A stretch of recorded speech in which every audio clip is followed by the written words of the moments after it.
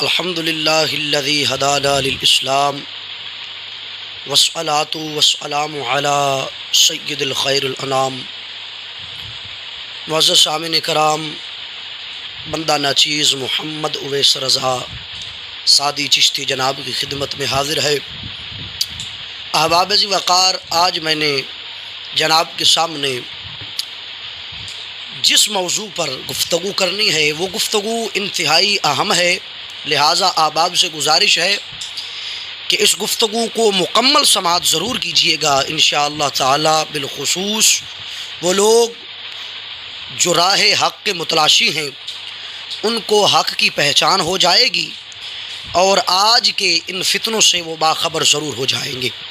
معزز سامعین کرام، میں نے جناب کے سامنے جس موضوع کا انتخاب کیا ہے، آئے روز ہمارا جھگڑا ہوتا رہتا ہے کسی نہ کسی جمہوری شیطان سے۔ کبھی ہمارا جھگڑا ٹی ایل بی والوں سے ہوتا ہے، کبھی نون لیگ سے، کبھی پیپل پارٹی سے، کبھی کسی جماعت سے، کبھی کسی جماعت سے، کبھی کسی پیر سے ہوتا ہے، کبھی کسی مولوی سے ہوتا ہے۔ جھگڑا صرف اس بات پہ ہے کہ وہ کہتے ہیں جی، جیسا کہ وہ اپنے بیانوں کے اندر ریکارڈ کرواتے ہیں، کچھ کہتے ہیں کہ جمہوریت جو ہے وہ قرآن و حدیث کا حصہ ہے، کچھ کہتے ہیں ووٹ دینا جو ہے یہ ہمارے اوپر فرض ہے، کچھ کہتے ہیں یہ قومی فریضہ ہے، کچھ کہتے ہیں یہ دینی فریضہ ہے، کچھ کہتے ہیں یہ ہمارے پاس امانت ہے۔ یعنی کہ طرح طرح کی قیاس آرائیاں جو ہیں وہ ہر بندے نے اپنے ذہن کے اندر ایک بنا رکھی ہیں، اور مولوی اور پیر بھی اسی طبقے کے اندر شامل ہیں کہ جنہوں نے ایسی قیاس آرائیاں لوگوں کے سامنے پیش کی ہیں۔ تو میں نے بڑی تحقیق کی، جب سنتے تھے بچپن میں کہ ووٹ دینا فرض ہے، ووٹ دینا ضروری ہے، پیر دروازے پہ آ گیا تو ووٹ دینا لازم ہو گیا، اگر ووٹ نہیں دیں گے تو ہم گستاخ ہو جائیں گے، فلاں ہو جائے گا، فلاں ہو جائے گا، فلاں ہو جائے گا۔ میں نے بڑا سوچا اور استاد العلماء، سلطان العلماء، وارث اعلیٰ حضرت نائب پیر مہر علی شاہ حضرت علامہ مولانا مفتی محمد فضل احمد چشتی حسینی قادری مدد اللہ علیہ، جب آپ سرکار کے بیانات شریف سنے، آپ سے اسباق پڑھے، آپ کی صحبت میں رہے، تو یہ چیز سننے کو ملی کہ آپ نے فرمایا جمہوریت حرام ہے، جیسا کہ ظاہراً لکھا ہوا ہے فتاوی بریلی شریف کے اندر کہ یہ جو جمہوریت ہے اسلام کش ہے، اسلام کو ختم کرنے والی ہے، اس کے اندر آنے والے اسلام کے قاتل ہیں، انبیاء کے قاتل ہیں۔ یہ ایک موضوع سننے کو ملتا تھا، لیکن عجیب سوال پیدا ہوتا تھا ذہن کے اندر کہ یار یہ کچھ سمجھ نہیں آ رہی کہ استاد صاحب قبلہ اگرچہ دلائل قرآن و حدیث سے موجود تھے کہ جمہوریت بمانا جو ہے سیکولرزم بھی ہے، جمہوریت بمانا جو ہے وہ کثرت بھی ہے، ڈیموکریسی بھی ہے، اور وہ جو چیزیں دیکھتے تھے وہ قرآن و حدیث کے منافی تھی۔ کثرت کا حکم ہوتا ہے جمہوریت کے اوپر، اور قرآن و حدیث میں تو تھا کہ کثرت ہمیشہ جو ہے بروں کی طرف ہوتی ہے، جو نیک ہیں ان کی طرف قلت رہتی ہے، کثرت نہیں ہوتی ان کے مقابلے میں۔ تو احباب ذی وقار، جب یہ ساری چیزیں سنتے تھے تو ذہن کے اندر ایک سوال پیدا ہوتا تھا کہ یار یہ جمہوریت کی بنیاد رکھی کس نے ہے؟ مولوی جو ہیں وہ اس کو قرآن و حدیث سے ملانے کی کوشش کرتے ہیں، پیر جو ہیں وہ اس کو دینی فریضہ قرار دیتے ہیں، کچھ سمجھ نہیں آ رہی، عوام الناس بھی پریشان تھی، خود بھی ذہن بڑا پریشان تھا۔ میں نے بڑی تحقیق کی، بڑی ریسرچ کی، ریسرچوں کے بعد، تحقیق کے بعد یہ معلوم ہوا کہ جمہوریت کی بنیاد کس نے رکھی تھی۔ میں آج جناب کے سامنے وہ سارا پیراگراف جو ایک ملا ہے نا مجھے، جو نیٹ کے اوپر بھی موجود ہے، اس کو سارا میں نے نقل کیا۔ نقل کے بعد میں نے یہ چاہا کہ میں آپ کو اسی طرح سناؤں جس طرح وہاں لکھا ہوا ملتا ہے، کیونکہ میں اپنی طرف سے اگر کچھ حاشیہ لگاؤں گا تو ہو سکتا ہے کہ بات کہیں دائیں بائیں نہ نکل جائے اور عوام الناس سمجھے کہ یہ اپنی تحقیق ہے، تو اپنی تحقیق نہیں، بات وہ کریں گے جو تحقیق انہی کی ہوئی، انہی کی کتابوں پہ اور انہی کی جو ویکیپیڈیا پہ نیٹ کے اوپر آپ کو یہ سامنے ساری چیزیں مل جائیں گی۔ میں نے پہلے تو بڑی کوشش کی کہ مجھے ہیڈ آف ڈیموکریسی مل جائے، کہ ڈیموکریسی کی بنیاد کس نے رکھی، مجھے وہ بھی نہیں ملا۔ میں نے بڑی کوشش کی کہ مجھے جمہوریت کا ہیڈ مل جائے، سیدھا سیدھا لکھنے سے نہیں ملتا، لیکن جب تحقیق کرتے گئے، دیکھتے گئے، ڈھونڈتے گئے تو معلوم ہوا، پھر جا کے جو خلاصہ سامنے آیا میں جناب کے سامنے رکھتا ہوں۔ ویسے تو پھر باقی تبصرہ انشاءاللہ اس کے بعد کرتا ہوں، میں جناب کے سامنے وہ عبارتیں اور وہ تحریریں پڑھنے لگا ہوں جو جمہوریت کی بنیاد کے اوپر ہمارے سامنے آتی ہیں۔ تو وہ انہوں نے اس طرح کا نقل کیا کہ جمہوریت کا سراغ سب سے پہلے ہندوستان میں ملتا ہے 100 برس قبل مسیح، یعنی گوتم بدھ کی پیدائش سے قبل ہندوستان میں جمہوری ریاستیں موجود تھیں، جنہیں جن پد کہا جاتا تھا۔ یونان میں بھی جمہوریت موجود رہی ہے، لیکن وہاں جمہوریت کا تصور سادہ اور محدود تھا۔ سادہ اس معنی میں کہ یونان میں جو ریاستیں تھیں وہ شہری ریاستیں کہلاتی تھیں، جو چھوٹے چھوٹے شہروں پر مشتمل تھیں اور چھوٹی چھوٹی ریاستیں ہوا کرتی تھیں۔ تو آگے انہوں نے کہا کہ ایک شہر ایک مستقل حکومت ہوتا تھا، دوسرا شہر دوسری حکومت اور تیسرا شہر تیسری حکومت۔ شہر بھی بڑے نہیں ہوتے تھے۔ یونان کا سب سے بڑا شہر جو ہے وہ ایتھنز تھا، جس کی آبادی زیادہ سے زیادہ 10,000 افراد پر مشتمل تھی۔ لہٰذا جمہوریت کا تصور یہ تھا کہ بادشاہ خاص اور بڑے فیصلوں میں عوام کی رائے معلوم اور اسی جگہ ممکن ہے جہاں چھوٹا سا ملک اور مختصر سی آبادی ہو۔ چنانچہ بڑی سلطنتیں قائم ہوئیں، مثلا روم کی سلطنت، تو وہاں یہ صورت ممکن نہ تھی۔ اور کیا ہوا؟ تو انہوں نے بتایا کہ چنانچہ وہاں جمہوریت کا تصور جو ہے وہ انہوں نے کہا کہ وہ اس حد تک محدود ہو گیا کہ بادشاہ اپنے مشورے کے لیے کوئی کونسل یا مجلس شورا بنا لیتا تھا۔ اس کا نتیجہ رفتہ رفتہ یہ نکلا کہ جمہوریت کا حقیقی تصور یعنی عوام کو پالیسی سازی میں حصہ دار بنایا جائے عملاً مفقود ہوتا گیا، اور اس کی جگہ مطلق العنان بادشاہیت نے لے لی۔ یوں چھوٹی چھوٹی بادشاہیت کے قیام کے بعد جمہوریت کا تصور ناپید ہو گیا۔ چلی کہاں سے تھی؟ گوتم بدھ نے بنیاد رکھی۔ انہوں نے کہا کہ اس کے مذہب بدھ سے تصورات ملتے ہیں، اور یونان اس کے جو ہے مرکز رہا۔ کب سے؟ 100 سال قبل مسیح، یعنی حضرت عیسیٰ علیہ السلام سے بھی 100 سال پہلے۔ تو معلوم ہوا کہ جمہوریت تو کوئی نئی بات نہیں، جمہوریت بہت پرانی چیز ہے۔ اور اگر اب یہاں پر سب سے بڑی جو دلیل بنتی ہے وہ یہ ہے کہ اگر کوئی بندہ یہ کہے کہ بھائی یہ تو جمہوریت کل کی بات ہے، یہ تو ڈیموکریسی کل کی بات ہے، یہ نئی ایجادات میں سے ہے، تو میں بتانا چاہتا ہوں کہ اس کا یہ قیاس اور فہم غلط ہے۔ کیوں کہ یہ ایجادات پرانی ہیں، حضرت عیسیٰ علیہ السلام سے بھی 100 سال پہلے ہیں، لیکن عیسیٰ علیہ السلام نے بھی اس کو نہ اپنایا، اور میرے تاج دار مدینہ نے بھی اس کو نہ اپنایا، صدیق اکبر نے بھی اس کو نہ اپنایا، فاروق اعظم نے بھی اس کو نہ اپنایا، عثمان غنی و علی و مرتضیٰ اور امام حسن اور امام حسین اور ان سب نے نہ اپنایا۔ تو معلوم ہوا کہ یہ اسلام کے خلاف تھا، اس لیے انہوں نے اس چیز کو نہ اپنایا۔ لیکن افسوس ہے آج کے مولوی پیروں پر کہ چند ٹکوں کی خاطر، چند سکوں کی خاطر تم جو ہو اس کو کہتے ہو کہ یہ اسلام کا حصہ ہے، یہ فلاں ہے، یہ فلاں ہے، فلاں ہے۔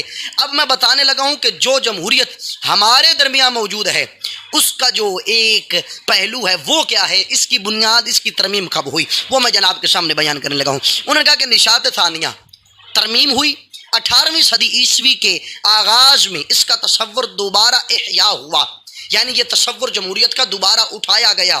کب؟ 18ویں صدی عیسوی میں۔ انہوں نے کہا اس وقت جمہوریت نے ایک منضبط شکل اختیار کی اور وہ جمہوریت وجود میں آئی جو آج موجود ہے۔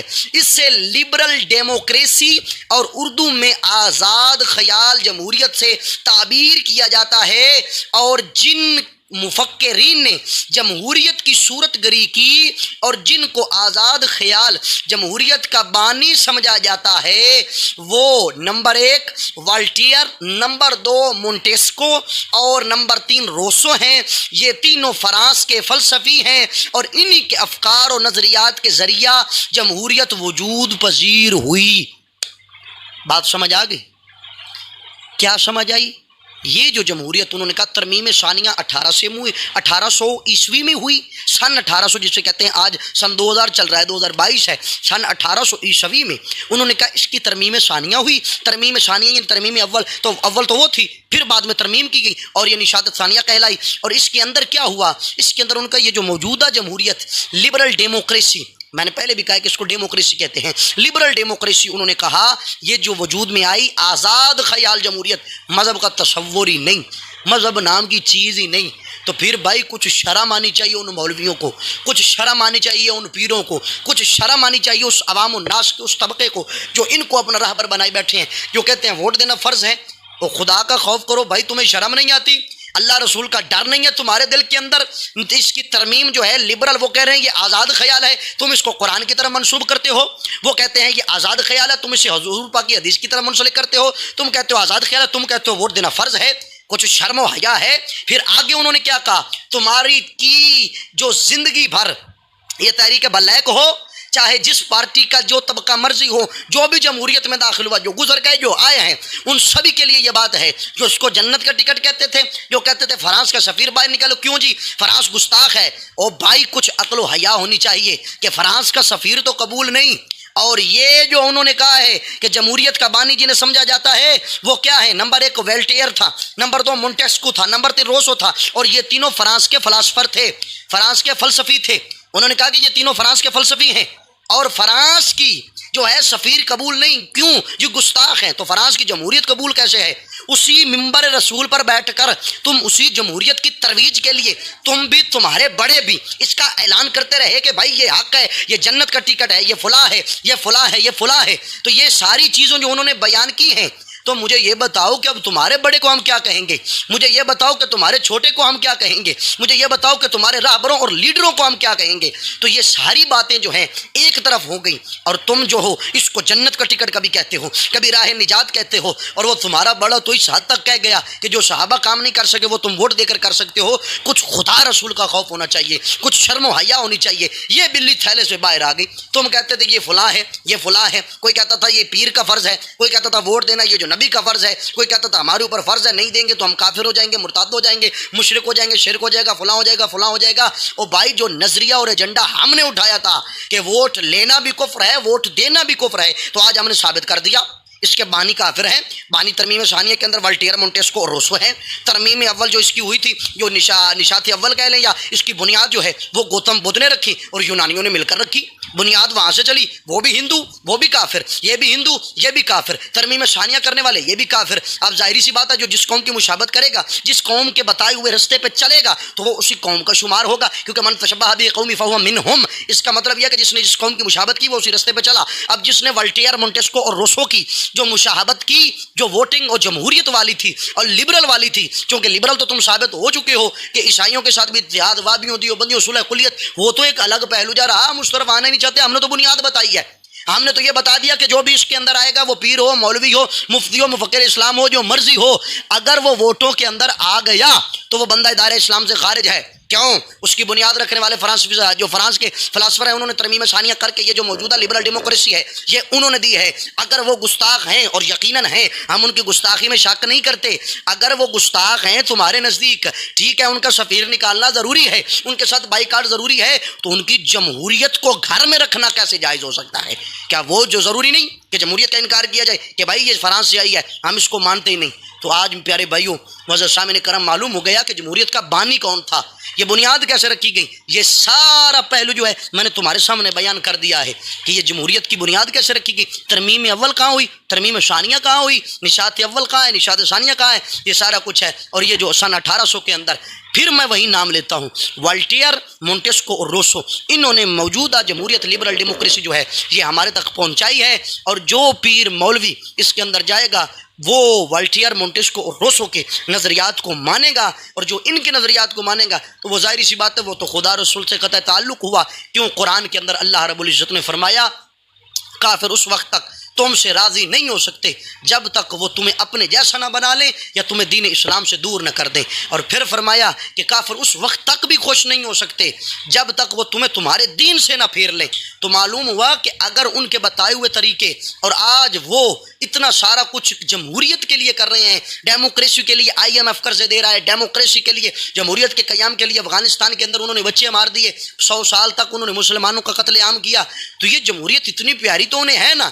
تو پھر پیروں اور مولویوں کو شرم آنی چاہیے اور خود غور کرنا ہے، خود ہی اپنی عادات پہ غور کرو۔ ہم کہیں گے تو شکایت ہوگی، خود انہیں غور کرنا ہے کہ ہم کر کیا رہے ہیں، ہم کس کو اسلام کہہ رہے ہیں، ہم کس کو جو ہے وہ دین بتا رہے ہیں، ہم کس کو جو ہے فرض سمجھ رہے ہیں، کس کو فرض بتا رہے ہیں۔ یہ والٹیئر، مونٹیسکو اور روسو کی حمایت اور فرانس کی تابع داری کو تم فرض کہتے ہو، اور یقیناً تمہارے لیے تو یہ فرض ہے۔ کیوں؟ تمہیں وہاں سے ڈالر جو ملتے ہیں، تمہیں وہاں سے پیسہ جو ملتا ہے، تمہیں وہاں سے فنڈنگ جو آتی ہے، پارٹیوں کی جو فنڈ ہوتے ہیں، ہمیں نہیں پتہ یہ جو پارٹیاں بنائی جاتی ہیں ان کے اکاؤنٹ کیسے ہوتے ہیں، ان کی تحقیق کیسے ہوتی ہے، کیسے نہیں ہوتی، کون کر سکتا ہے کون نہیں کر سکتا، ہم جانتے ہیں ان کی فنڈنگ کہاں سے ہوتی ہے۔ جتنی بھی جمہوری پارٹیاں ہیں ان کی فنڈنگ باہر سے ہوتی ہے، اور سارے وہی کافر انگریز کرتے ہیں۔ کیوں کرتے ہیں؟ وہ اسی لیے کرتے ہیں بھائی، کیوں؟ جمہوریت دی انہوں نے ہے اور وہ اس کا قیام چاہتے ہیں، وہ اس کو قائم رکھنا چاہتے ہیں، تو پھر قائم رکھنے کے لیے انہوں نے جو ہے وہ اس جمہوریت کو پھیلایا ہے۔ لہٰذا معلوم ہو گیا کہ جمہوریت کی بنیاد کس نے رکھی، اور جمہوریت چلی کہاں سے تھی، گئی کہاں تک، اور اس کو جو دین بتانے والے ہیں ان کا پردہ ایسے ہم نے کھول دیا جیسے ایک روشن دن ہوتا ہے، یا جیسے رات جو ہے پھر رات کو رات ثابت کر دیا، دن کو دن ثابت کر دیا، دودھ کو دودھ ثابت کر دیا، پانی کو پانی ثابت کر دیا۔ ہم نے ایسے کھلے لفظوں کے اندر ان کو جو ہے کھول کے لوگوں کے سامنے بیان کر دیا۔ اب جس کے جی میں آئے وہیں پائے روشنی، ہم نے تو دل جلا کے سر عام رکھ دیا۔ بس اتنی سی بات تھی، ہم نے اپنا حق ادا کر دیا۔ اب روز روز یہ جمہوریت فلاں فلاں فلاں ہمیں بیان کرنے کی ضرورت ہی نہیں۔ استاد صاحب قبلہ کے جوڑوں کا صدقہ اور حضرت صاحب قبلہ کی نگاہ پاک کا صدقہ، اللہ نے ناچیز کو یہ ہمت دی تھی کہ ناچیز نے یہ تحقیق کی اور تحقیق کر کے جناب کے سامنے رکھ دی، اور یہ آج سے پہلے آپ نے بھی یہ نہیں سنا ہوگا جو میں نے بیان کر دیا ہے۔ اللہ پاک ہمیں دین اسلام پہ استقامت نصیب فرمائے۔ وما علینا الا البلاغ المبین۔